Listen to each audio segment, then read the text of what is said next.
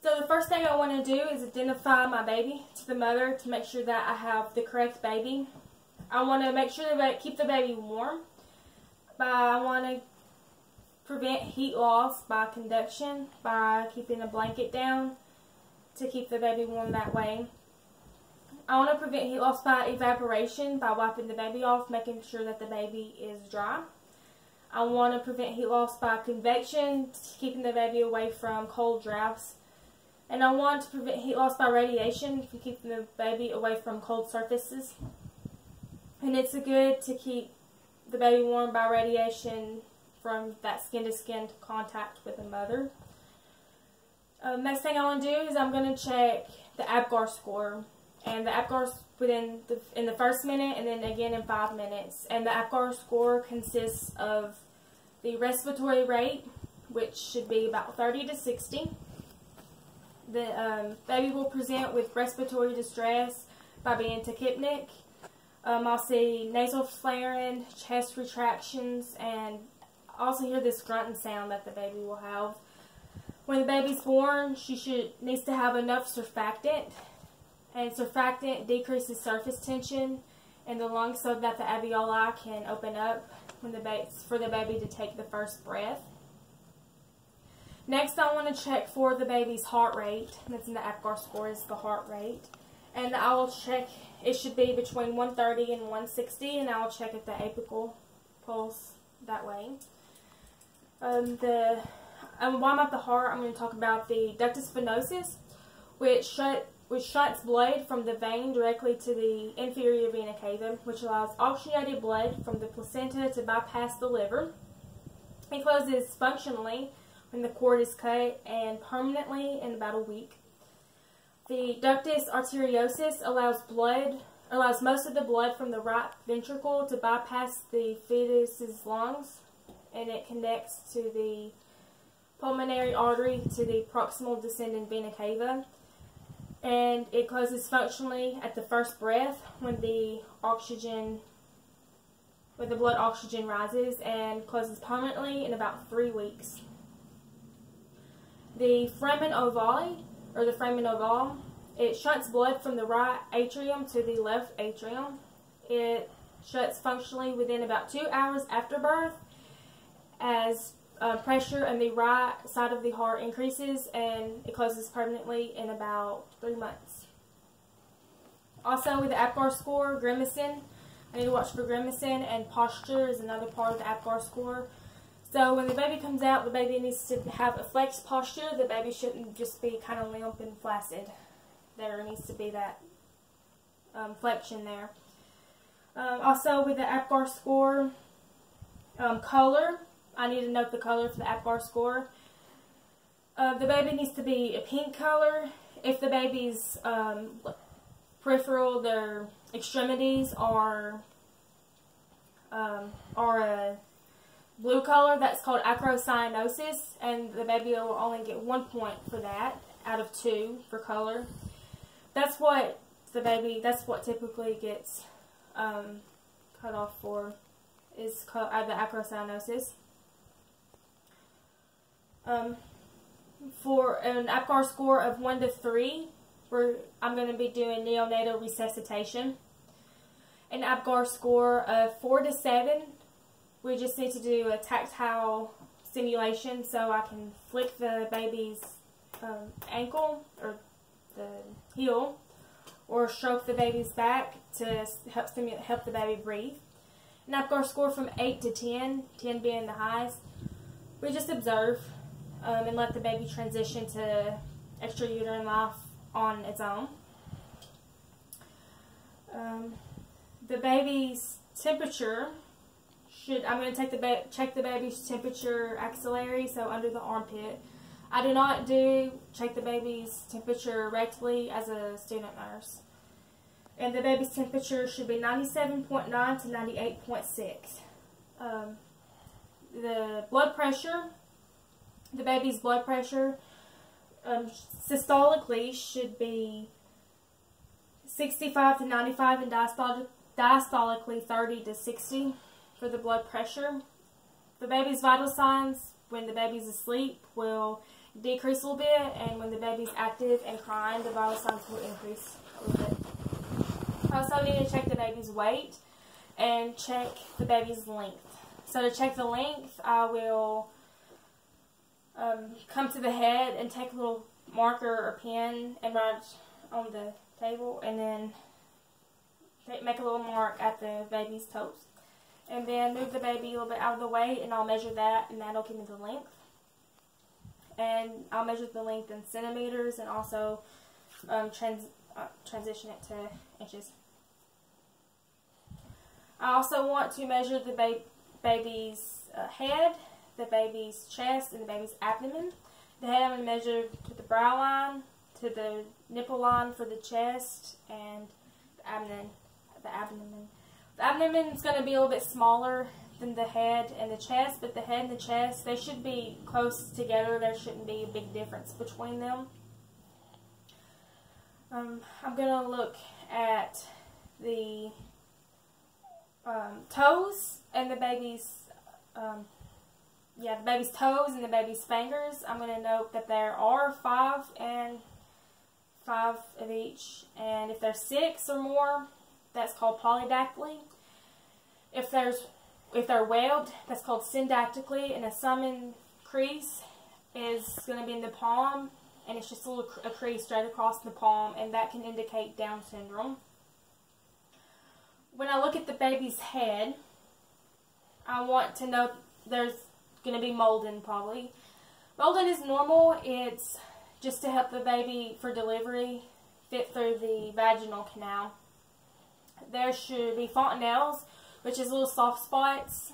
There's an anterior and a posterior one. They're there to help allow for brain development, for brain growth.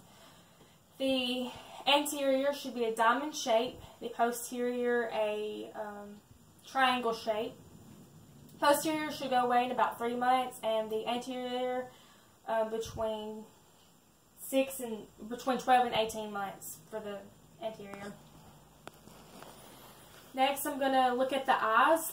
I'm going to note that the eyes will be a light gray to a light blue color.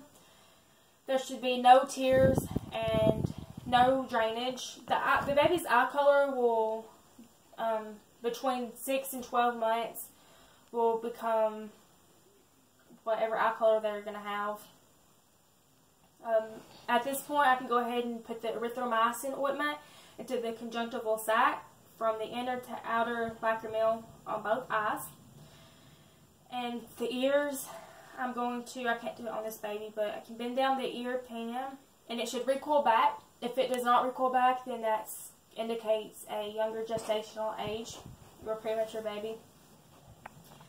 The nares, I need to check the patency for the nares, so I put my finger occlude one side, and then again on the other side, and I need it one at a time to make sure that the baby can breathe, and that checks the patency of the nares. With a gloved finger, I'm going to check the mouth. I'm going to put my finger in the baby's mouth, and I can feel for a cleft palate. I can feel for a sucking reflex, and also a gag reflex. And as I'm looking in the mouth, I may notice something called Epsom pearls. Those are just little white bump type things, and they'll go away on their own. No, don't need to be alarmed by that. Also, with the head, if there's an edematous portion of the head that crosses the suture line, that is called caput succedaneum. If it's only on one side or the other, that is cephalohematoma. For the skin, I'm going to notice if there's any vernix on the skin. Vernix is just a white cheese-like substance, and I don't need to scrub that off or anything because it'll irritate the baby's skin. And on the skin, I can also make those little white bumps on the baby's head, and that's no need to be alarmed. It'll go away on its own, but I need to teach the mother not to pop them because we want to prevent a secondary infection. There's also something called Harlequin's sign, which is a color change if you put the baby on one side. And about half of the back will be a red color, and just to correct. It's called not vasoconstricting, and it can be a sign of a premature baby. But just to correct that, you can just lay the baby on its back. Mongolian spots will be on the lower back or onto the butt, and it looks almost like a bruise, so it really needs to be well documented. It will go away on its own, but the well documentation is to prevent the parents from being charged for child abuse. Also, while I have the baby like this on the back, I can check for symmetry and make sure the back is in line. Also, can check for spina bifida right here for a little tuft of hair or the bulging right there on the back. Okay. I want to, looking at the neck, I'm just checking to make sure it's symmetrical and in line with the midline. There's also something called strawberry hemangioma, which is red spots. It's for malformed capillaries, and it bulges, and it will go away on its own. We need to be sure to tell the parents that because it can look kind of nasty. And there's also something called salmon patches, which is also called stork bites, and they're little red spots typically on the eyelids and the nape of the neck. They're pink and blanchable.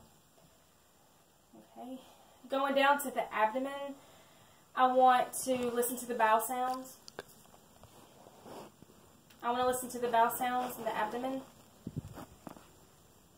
Okay, and also while I'm right here, I want to check the breasts for budding. There should be budding. If there's no budding at all, that can be a sign of a premature baby. And there also may be a little bit of milk. It's called witch's milk, and it also may be engorgement. That is okay. It will go away on its own, and I need to let the mother know that that's just from the mother's hormones causing that. So I listen to the baby's, back to the abdomen, I listen to the baby's bowel sounds in all four quadrants, and for the umbilicus, I'll need to notice that make sure that there are 2 arteries, which in uterine carried deoxygenated blood away from the baby, and the vein carried oxygenated blood to the baby for circulation. I need to know if that Wharton's jelly is on the umbilicus is just a thick jelly that helps cushion the arteries and the vein. I need to teach the mother or the parents to take care of the umbilicus, and to do that they need to take a Q-tip or a swab and put it in alcohol and just kind of wipe around and then where it's connected at the base. It'll help prevent infection, and it'll also help dry it up. We need to let the mother know that the baby will cry. It doesn't mean, that's not a sign that the alcohol is hurting the baby. It's just the alcohol is cold. I'm going down to the legs. We take note. We look at for gluteal folds, and they need to be even. If they're not even, it can be a sign of hip dysplasia. So we'll need a triple diaper the baby to keep the hips abducted. Also can check for hip clicks. So I can just move the hips this way a little bit, and that'll check for hip clicks. If I hear a click, then that can mean that the femur is slipping out of the acetabulum, and I need to also triple layer the diaper to keep the hips and the legs abducted to help keep the femur inside of the acetabulum. Genitalia, for the males, I need to be able to palpate the scrotum, and there needs to be some rugae. If there's no rugae or little rugae, it can be a sign of a premature baby. Also need to note where the urethral meatus is. It should be at the tip, and it shouldn't be under or above. It should be at the tip. In the female and the girl, I should note that the Labia majora should cover the labia minora, and the clitoris should not be prominent. If the clitoris is prominent, then that's a sign of a premature baby or a younger gestational age. Some of my reflexes are the rooting reflex, so I can just stroke the baby's, or tap on the baby's cheek, and the baby should turn to that side as anticipation to food. There's also a tonic neck reflex. So if I turn the baby's head from one way, then the baby's, on that side, the baby's arm and leg should go up that way, and then the other ones should kind of come up this way.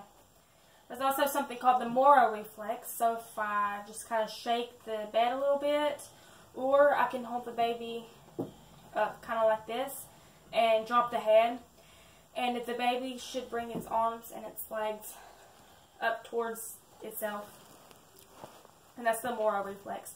There's also the Babinski reflex. The Babinski, I stroke from on the heel up the side of the foot, and the baby's foot should flare out, and that's a good sign. We want to see that. For the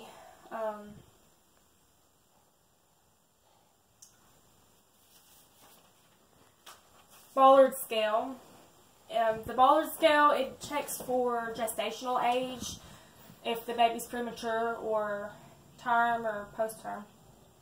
And some things I would do for that, check for that, is square window.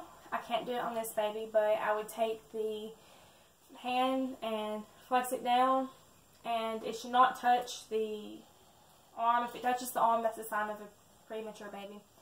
I can do the scarf. I can check for the scarf, and that's where I take the baby's arm and put it over here. It should not cross the midline. If it does cross the midline, that's a sign of a premature baby. I can check for my popliteal angle. So I would put the knee right here on the baby, and it should be at about a 90-degree angle.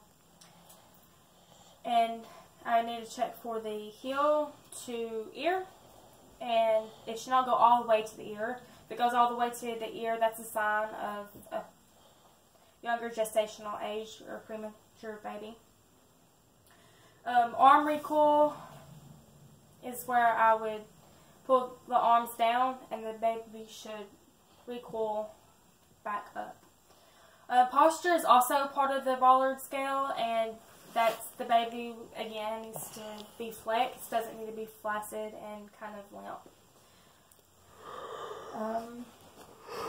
Baby also may be covered in little hairs all over the body. That's just called languino, and it's seen in younger gestational age babies.